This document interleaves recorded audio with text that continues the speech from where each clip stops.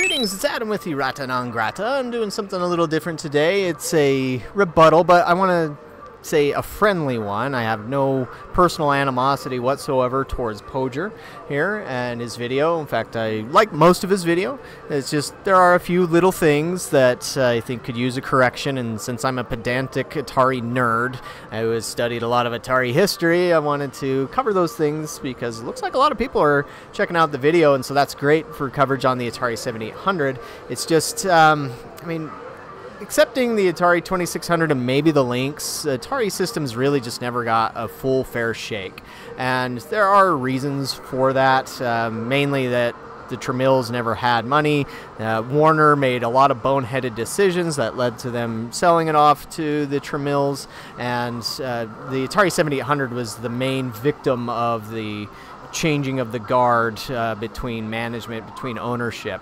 But I don't want to focus a lot on the history of the Atari 7800 and some of those details there. Today I wanted to really focus more on the technical side of it because I'm a little perplexed by some of the games that he chose to focus on. He does focus on a couple of good games, particularly Bentley Bear's Crystal Quest, which is a more recent homebrew that really did show some of what the 7800 was truly capable of. But there are more than what he showed, and so that's what I wanted to get into. And so, first off, there were some wrong things on the video. I'll mute it here so I don't get dinged on copyright. But first off, I think he had mentioned that between the 7800 and the, yeah, right here, it should have said RAM. Like, he did say RAM, but on the screen here it said ROM. But while we're on the idea of tech specs, let's pop over to this page here, which gets into that as well, a little bit more detail. But one thing about the Atari 7800 that a lot of people may not realize is that it was really developed as an expandable system, and it was expandable in every regard. And so when it came to RAM, the CPU, the sound chip, all that, you could expand on it by putting additional hardware in the cartridge. And so as an example, if you wanted more RAM than the 4 kilobytes that the system came with, then you just put an extra RAM chip in your cartridge and it would expand it. And in fact, there were several release or production release games that had additional RAM. Two that come to mind immediately would be not so fast to mind, I guess, Winter Games and Summer Games by Epix, which either had 8 or 16 extra kilobytes of RAM. And I'm not sure what the ceiling was for how much RAM you could shove into a cartridge, but had Atari had the money and wanted to spend the money, they certainly could have probably had cartridges with 64 kilobytes of RAM in them as well, or done an add-on. And in fact, there were add-ons that GCC had developed for the system, such as the computer add-on, which was a keyboard. It would plug in through the joystick port, and it actually came with an SIO port, so you could connect Atari computer accessories to it, the cassette players for storage. This was also, as I recall, came with 48 kilobytes of RAM as well, and that again was accessible through the joystick port. There was a high score cartridge, which would save your scores, like the top 5 scores, I think it was, of different games. And in fact, the earliest games that had been developed by GCC in 1984 still had the code to work with the high score cartridge. And this is what it would have looked like had they actually come out with it. But again, the Tremills didn't have the money to do that. And one thing that he doesn't touch on in the video, or a couple of things he doesn't touch on the history, is that one, GCC were the guys responsible for the crazy auto hack, which is what became Miss Pac-Man.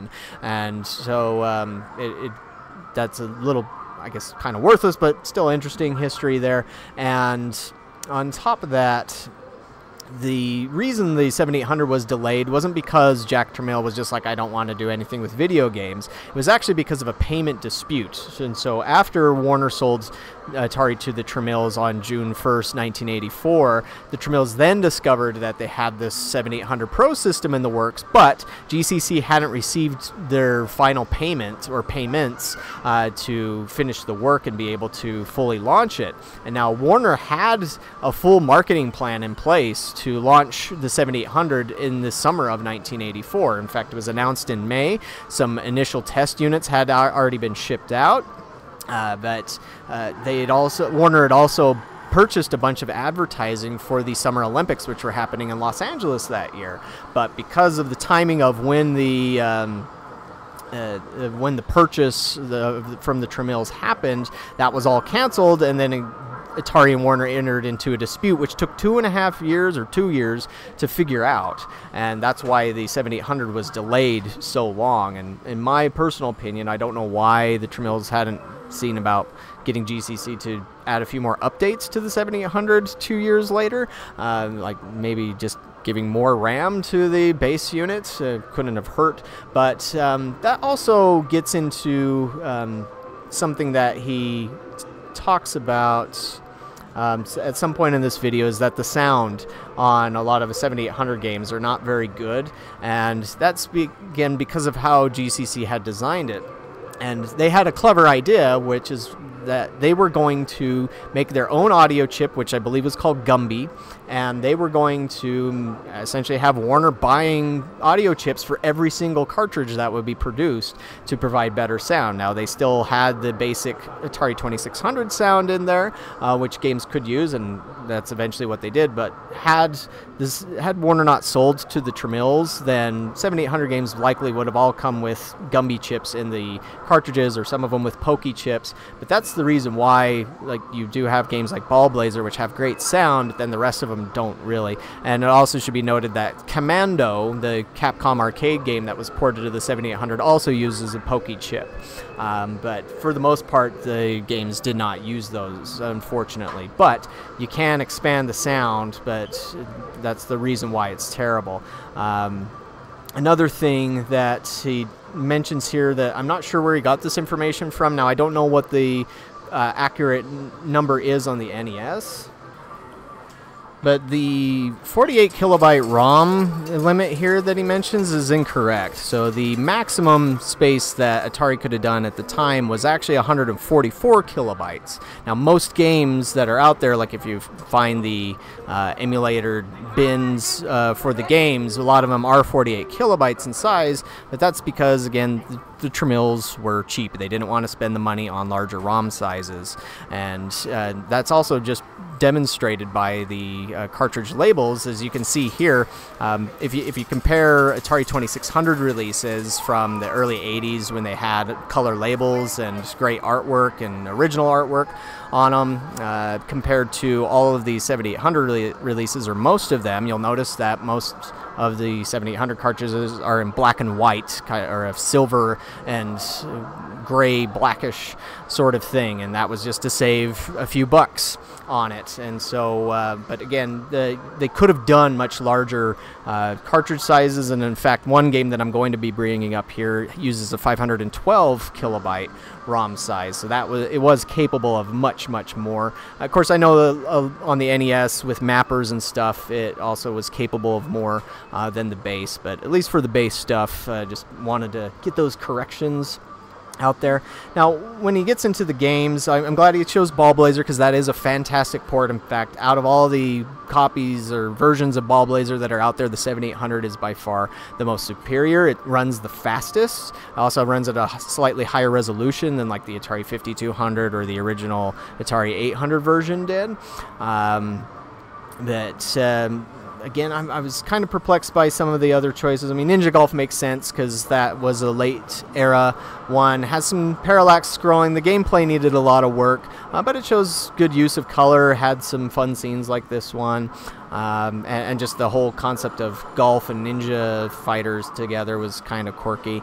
And it was good to show that, yeah, there were some instances where the NES definitely wiped the floor with the 7800, but it's important to note that, again, a lot of the times when the Tramiels would develop or hire out studios to create ports or develop software for the 7800, they went with the lowest bidder, and that oftentimes resulted in poor quality games, and it's really unfortunate, but that's just the way it was. And now here he's showing the difference between Miss Pac-Man and on the NES and the Atari 7800, but I'm going to throw up some video here showing the Pac-Man 40th Anniversary Collection, which it was done by Bob DeCrenso. I'm sorry if I got that wrong. The same guy who created Bentley Bear's Crystal Quest, but he did a proper higher resolution version of Pac-Man and Miss Pac-Man for the 7800 to show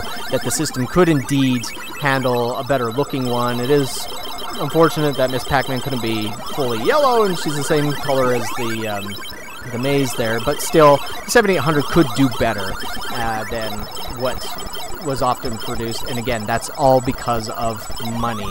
And another thing that I could throw out while we're talking about money is one of the biggest boneheaded decisions that I think the Tramiels made in regards to operating or selling game consoles in the late 80s after the 7800 was launching the XEGS. Now, I like the XEGS. It's a fun little system.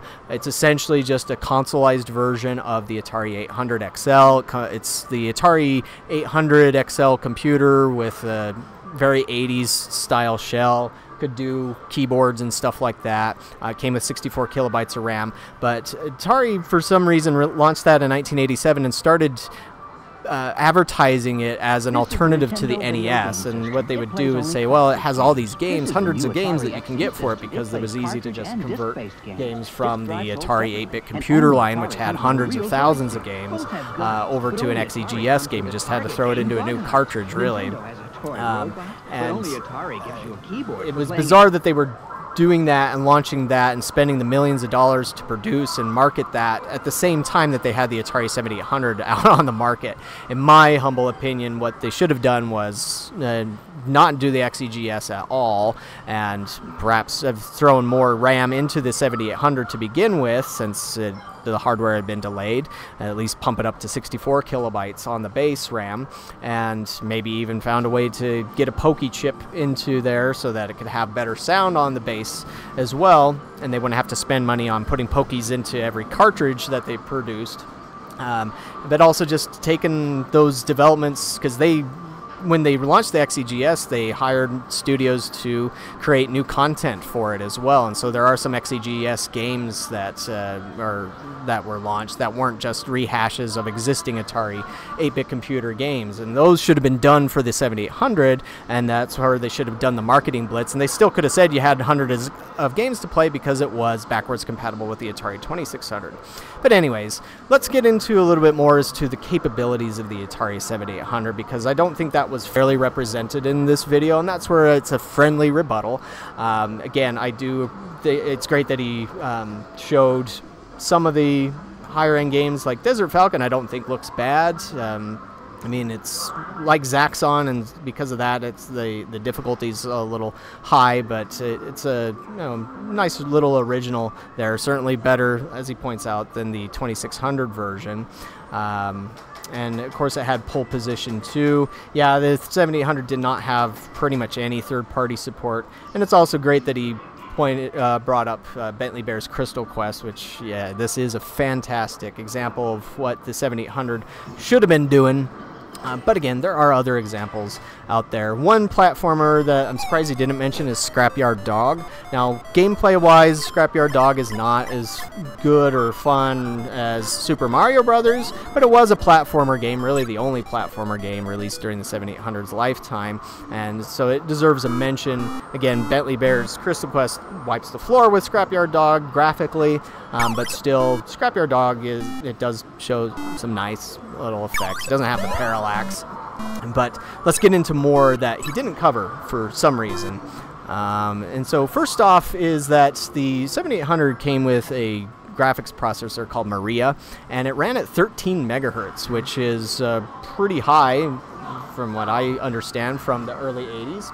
And it was designed, well, GCC designed the 7800 to essentially be like an arcade machine. The way that it drew the screen worked like an arcade machine. Why is that? Because GCC had all their experience in creating arcade stuff, hacking arcade games.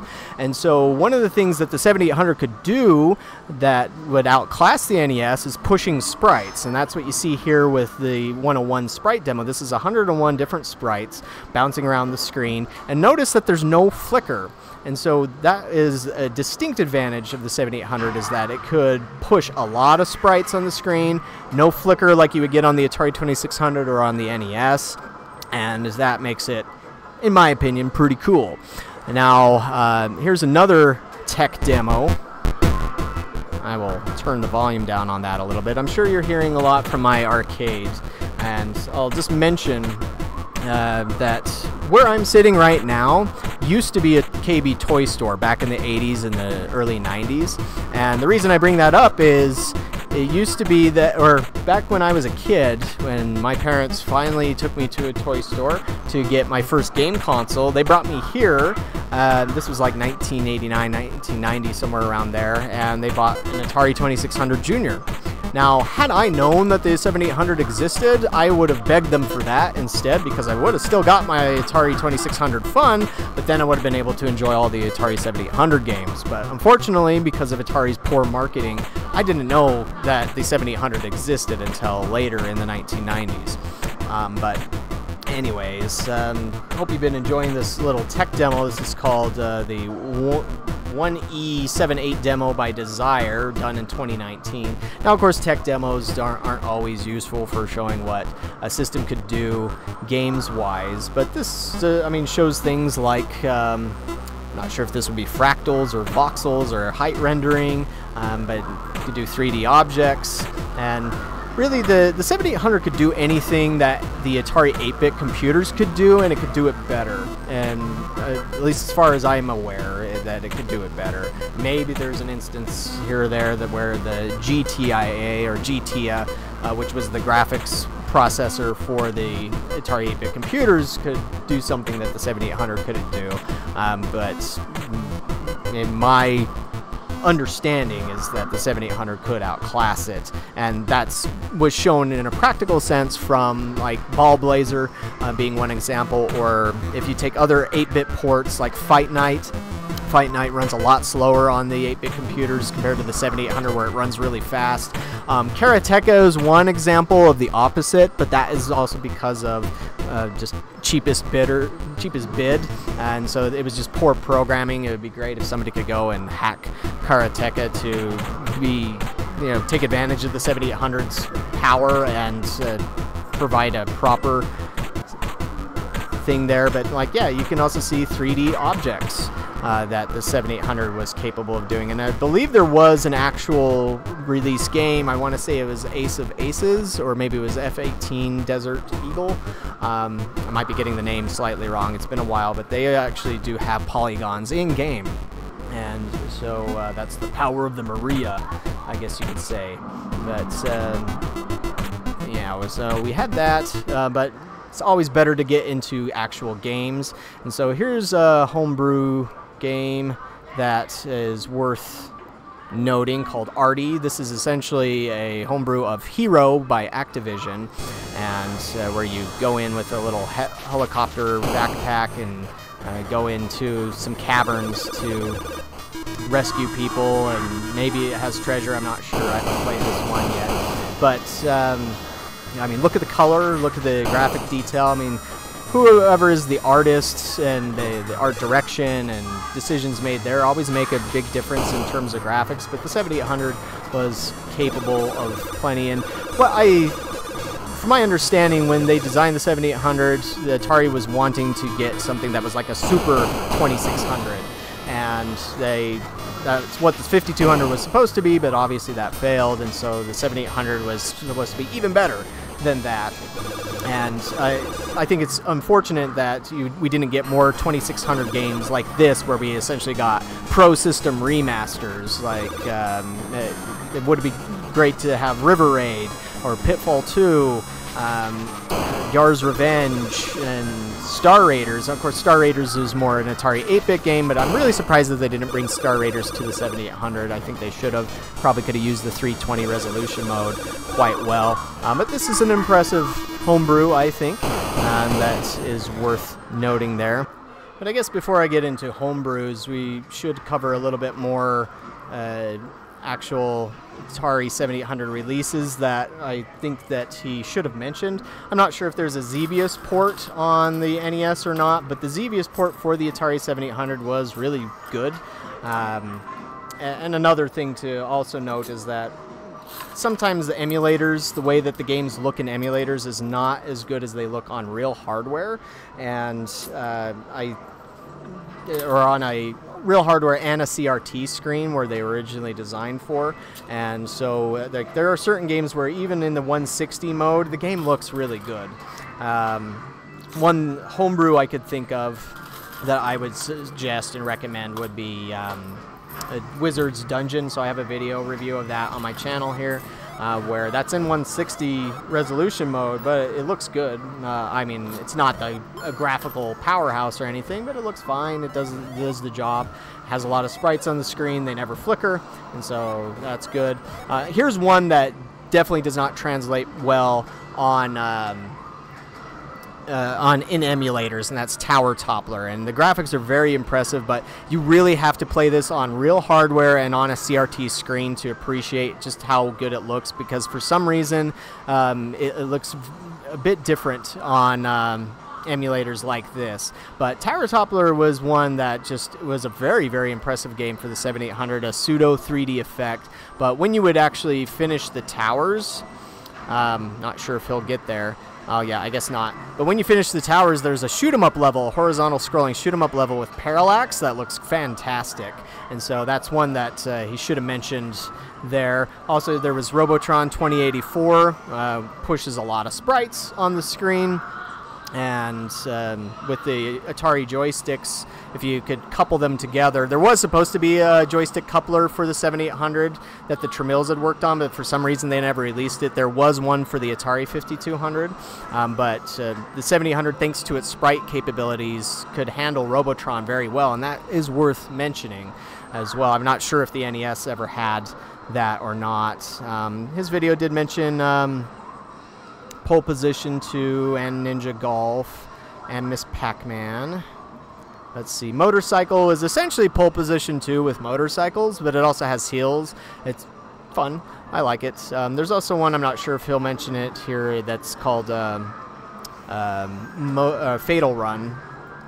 But one of the games that really should have been mentioned in that video was this one called Midnight Mutants. And this was the very last production or mass production game to come out of Atari for the 7800, and it's a very, very impressive game to me for what the 7800 could do. As you can see from this battle, giant sprites for the boss, lots of sprites on the screen from the boss itself.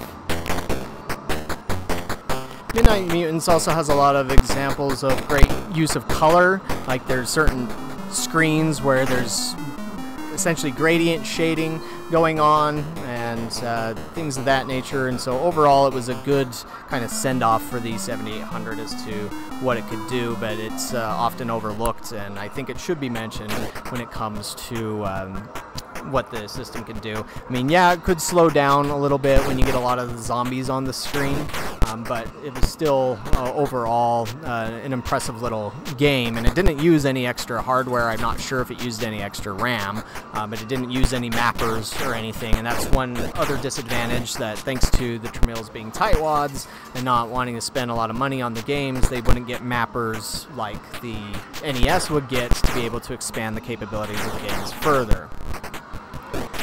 And let's see, what else? There's Akari Warriors. This isn't the most impressive looking game though, so I'm sure the NES version is a better look than that. You mentioned Galaga.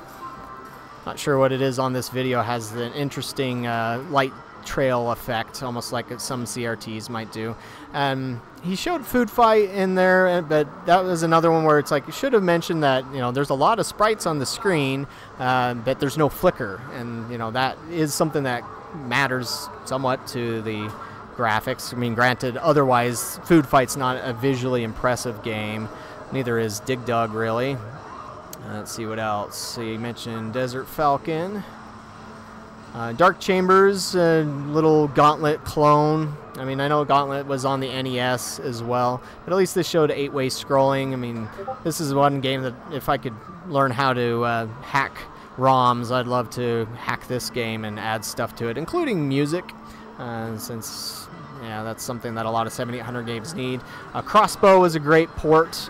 I mean, the game itself wasn't anything super impressive in arcades either, but this was a pretty accurate, faithful port to the system. Earlier I mentioned Commando, so I think this is one that he also should have mentioned, because other than using some great little shading stuff there, it also had a pokey audio chip, and so that is just part of the whole package. Let's see, you mentioned Centipede. Atari loves putting BasketBrawl on anything that they do with compilations. I'm not really sure why. At least I guess it shows some scrolling and decent-sized character sprites and stuff. Again, no flicker whatsoever, but the gameplay is just kind of already mentioned Ball Blazer and all that, and Asteroids. Also not super impressive. Alien Brigade, I think this one is worth mentioning too. This one could have used more parallax scrolling, but this was essentially like an arcade game, almost like, not exactly Cabal or Operation Wolf, but kind of along those lines, maybe like NOM 1945 in a way. And this one does lack a bit on the music side, but still, it's a good show overall. But the most impressive 7800 game that I wanted to bring up in this discussion is one that was released in 2019 by Osman Sameli, or Penguin Net, I think is the correct one. But you can find this trailer on YouTube and also more gameplay. But other than the voiceovers that's in this trailer, the graphics look exactly the same on the Atari 7800, and this is, again, I would say the most visually impressive 7800 game to come along, and shows that it could hold up with the NES. Now, my understanding is that this is a 512 kilobyte game. It also, I'm not sure if it uses extra RAM, but it does use a mapper. By using the mapper, it's able to do more than your stock 7800. It uses a new audio chip. I think it was called the BUP system chip. And so just overall, as you can see, this was also running in the 7800's high resolution mode. So the colors aren't quite as in-depth as some of the other 7800 games, but I mean, just look at the detail that you get in there, the movement and all that. It does become impressive. Yeah, it does have a little bit of slowdown depending, but again, this really shows that the 7800 was capable of holding toe-to-toe with the NES. And here's some gameplay from the first world, so to speak, and in the single player. That was another impressive thing about this one, is if you play two-player, the levels are completely different than they are in single player, or the puzzles as well, the way that they're set up. But yeah, this one, I actually have this on cartridge, and like I said, it looks fantastic on a CRT. One of the things that just doesn't come through properly with the emulation is like there's these, you see these little lines, these blend together on a CRT so you don't see the lines, and so instead you see a different shade, a different tone, and so that way he was able to get more color out of the game. And so this with Bentley Bear's Crystal Quest, I think, show that yes, the 7800 was perfectly capable of holding up with the NES or the Sega Master System. Just the reason why it didn't is because the Tremills didn't have the money or didn't want to spend the money on the 7800, or they were wasting it on things like the XEGS. They also spent millions of dollars trying to buy a computer retail company, but I think they like the computer company lied about what their actual value was worth, and so Atari had to sue to try and get their money back or something like that. I don't know the full details on it, but either way, it's like that was about 1988 or so, and it's like they just wasted time and some resources on things like that they shouldn't have, when they could have been spending those resources on the 7800 to make it a better system with better games. But that's my thoughts on the 7800. What's your favorite 7800 game? What do you think is the most impressive looking 7800 title? Let me know, and we'll see how that goes. And again, no animosity towards pojr or anything like that. I just wanted to give more of a fair shake to the 7800 because I guess I'm an Atari fanboy at heart, or it was back in the 90s. I mean, these days I loved the NES back when I was a kid. I didn't have one at home. Everybody else on my street did, all my friends did, so that's where I got to play plenty of NES games. I'll play on anything these days, so I'm not going to be a silly fanboy anymore. But again, thanks for watching, and we'll catch you on the next video.